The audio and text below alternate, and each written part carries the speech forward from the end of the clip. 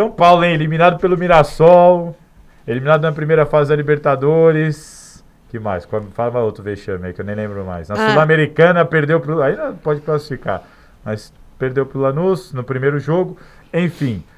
Mas o São Paulo é o 5º colocado do Brasileirão com 30 pontos, com 16 jogos. 16 jogos. Tem 3 jogos para fazer. Né? Se fizer os 3 jogos, 39 pontos.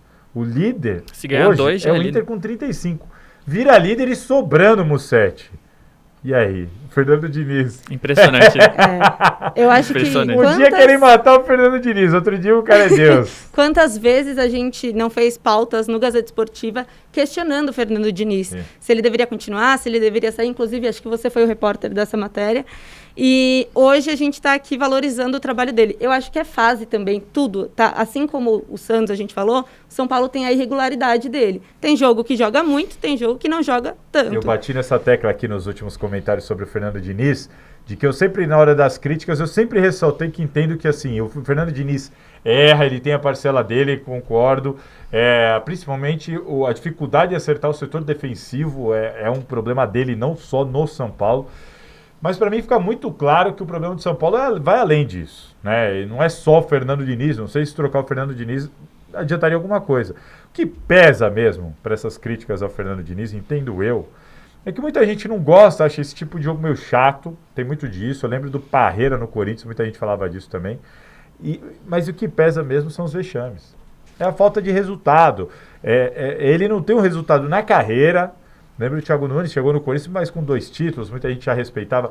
E é um pouco da falta de resultado de você eliminado pelo Mirassol dentro do Morumbi, você eliminado na primeira fase da Libertadores, vai começar uma disputa de Sul-Americana, perde para um Lanús que não jogava há mais de, 200 dias. Então, assim, acho que o problema do Fernando Diniz ainda é apresentar resultado, né, Mussete? E eu acho que também que a postura do Diniz, que é sempre... O tom dele é muito parecido. No 5-0 a favor e contra, ele sempre defende muito o trabalho, defende os jogadores dele como se fossem filhos, assim. E a gente pega um Daniel Alves claramente jogando mal e vem o Diniz e fala, não, mas ele é espetacular, chega 2 horas antes do treino. São algumas defesas que vão irritando a opinião pública e a torcida do São Paulo. Eu acho que essa postura reflete muito na análise sobre o trabalho. Porque se a gente esquecer da coletiva, do estilo de jogo e ver só o resultado, é um baita de um trabalho. São Paulo não é melhor que o Inter, Atlético e Flamengo. E pode ser líder se vencer 2 dos 3 jogos. É um baita de um trabalho no Campeonato Brasileiro. No Campeonato Brasileiro. Não no ano. Né? Então, mas nessa análise do Campeonato Brasileiro, que não tem o trabalho no Campeonato Brasileiro não tem asterisco. A gente pode falar, o estilo do Diniz não é bom no mata-mata. Ponto. Funciona. Ele precisa reavaliar.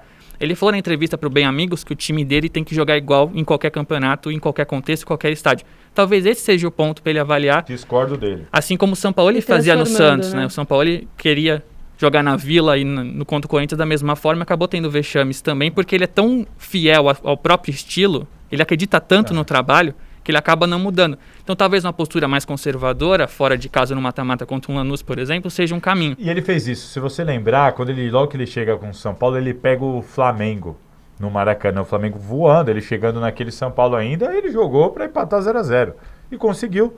E na época foi valorizado e elogiado por aquilo. Sim. Então, assim, que depois voltou o que você falou, de qualquer jogar do mesmo jeito em qualquer lugar. Não acho que é por aí. Muitas vezes você está numa sequência ganhando. Pô, se eu for ali garantir um empate num jogo que o adversário é melhor, ou até tentar ganhar de outra forma, mas se precavendo mais, tem que parar de tomar gol. Até na goleada sobre o Flamengo, que ia ser um resultado extraordinário, o Flamengo teve 2 pênaltis, fez um gol, 2 pênaltis, podia ter tomado 3 gols. Sabe? Então, assim, ele tem essa dificuldade e eu entendo assim, para ser campeão você tem que consertar isso. Sim. Entendo que ninguém é campeão tomando média de 2 gols por jogo, né, Fernando? Eu acho que se o Diniz adaptar o estilo de jogo dele para as competições, a situação tende a melhorar para o São Paulo. Mas vale destacar que a gente também sempre critica, né, todo o torcedor, os jornalistas, o trabalho do Diniz quando ele está mal. E a gente tem que valorizar também quando ele faz uma goleada em cima do Flamengo em casa. Acho que isso dá uma confiança para ele. Tanto essa goleada no Flamengo, quanto o resultado do jogo contra o Fortaleza, super na emoção, dá uma confiança para ele e para a equipe e para a torcida, que tem sentido estremecer. Eu acho que a crítica da torcida do São Paulo em cima do Fernando Diniz, eu acho que é desproporcional. Sim. Eu até concordo com parte dela, mas é desproporcional.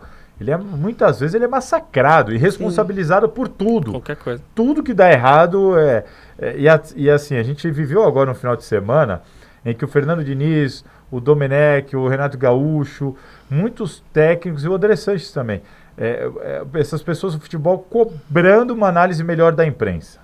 Cobrando, assim, claramente irritados, e cobrando que a imprensa passa a ter um critério de avaliação melhor. O André Sanches chegou até a falar assim, todo mundo elogiou o Corinthians contra o Inter, né? Ganhou do líder.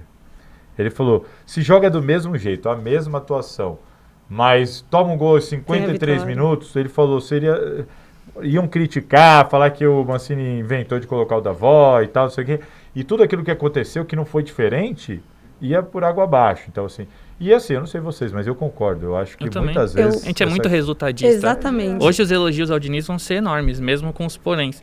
E assim, eu acho que o trabalho do São Paulo vai muito a partir dessa vitória. Porque o Diniz também não pode achar que o time dele está perfeito. Sim, agora vamos atacar mais, vamos soltar, vamos jogar. Vocês têm que fazer isso de novo. Talvez não seja esse o caminho. E a entrevista que ele deu pro Bem Amigos do Sport TV foi muito nesse sentido. Falei para os jogadores, vocês não ganharam nada. Tem 3 jogos, vocês podem ser líderes, mas vocês também podem continuar nessa posição e tudo vai embora. É a partir deste momento, dele entender que o time dele precisa de adaptações para novas competições e não achar que esse é só o caminho. Essa questão de ser resultadista, isso de fato existe. O Brasil, infelizmente, é assim, depois da derrota. E não só no futebol, em qualquer coisa. A culpa disso é a derrota da Seleção Brasileira de 82. Né? Infelizmente, depois daquilo, passou-se a pensar, tá vendo aqui que vale jogar bonito. É um preço que a gente paga até hoje, é por isso também que muitos técnicos abdicam de jogar bonito, porque sabe que o cargo não vai ser mantido. Né? Enfim, mas eu entendo assim, o resultadismo, ele não faz bem para o futebol brasileiro. Mas eu entendo o torcedor são paulino que hoje é resultadista. Eu acho que tem que comemorar. E é isso que eu acho que o Fernando Diniz tem que pôr na cabeça dele. Eu acho que tem que comemorar. Ele precisa ser campeão. E, para além disso, eu sou uma defensora de que o técnico tem que ter bastante tempo de trabalho para conseguir os resultados. E o Diniz é essa pessoa que já tem bastante tempo de trabalho. Então, ele precisa... O Brasil é bastante tempo. Considerando o nosso padrão de tempo de trabalho.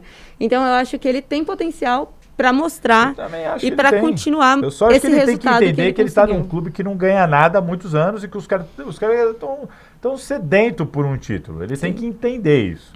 E aí ele vai falar que entende que, eu sei, já falou isso várias vezes, que jogando desse jeito ele acha que está mais próximo de alcançar o objetivo. Eu não sei, talvez ali no Campeonato Paulista, eu acho que era uma enorme chance, entendeu? E se ele de repente jogasse de uma maneira um pouco diferente contra o Mirassol... Nossa, eu não sei.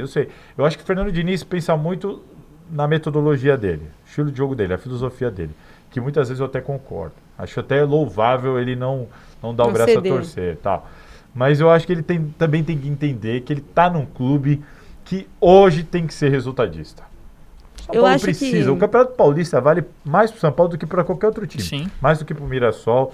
São Paulo precisa, o cara quer um título, o cara quer acabar com isso. Dentro da nossa cultura resultadista, se o Diniz abre mão da forma dele de acreditar no jogo e, de repente, perde, aí vão falar, putz, por que o Diniz não continuou com a forma dele? Ele nunca fez diferente, agora está fazendo diferente, está perdendo. Exato. Foi o que aconteceu com o Thiago Nunes. O Thiago Nunes fez isso e foi demitido depois, porque abandonou as próprias ideias, o resultado continuou não vindo.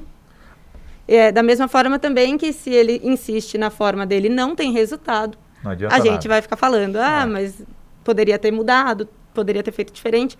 É óbvio que a gente nunca vai saber até que ele faça, até que o resultado positivo ou negativo venha. Mas acho que vale ele repensar e não ser tão rígido nas crenças dele. Momento marginal, São Paulo vai ser líder do Brasileirão? Vai. Eu acredito que vai também. São 2 jogos... para vencer. 3 jogos, né? Mas tem que vencer 2. Então eu acredito que ou uma pode, vitória sim. e 2 empates, né? Não sei como é que é o saldo. Eu o acredito... São Paulo briga para ser campeão? Não. Também acho que não. Eu acho que, na verdade... Ele vai fechar o turno na liderança e não briga para ser campeão. O Aguirre fechou também. O São Paulo pode tá acima. Se o Santos tivesse vencido os 2 jogos em casa, tava ali também. Mas o Santos briga pro título. Fechando na liderança. Então, mas esse é o problema. Esse é o problema. É um time que já ganhou até do Flamengo, então é um time que mostra potencial. Que é inconstante. O Brenner faz gol até quando tá dormindo. Sim.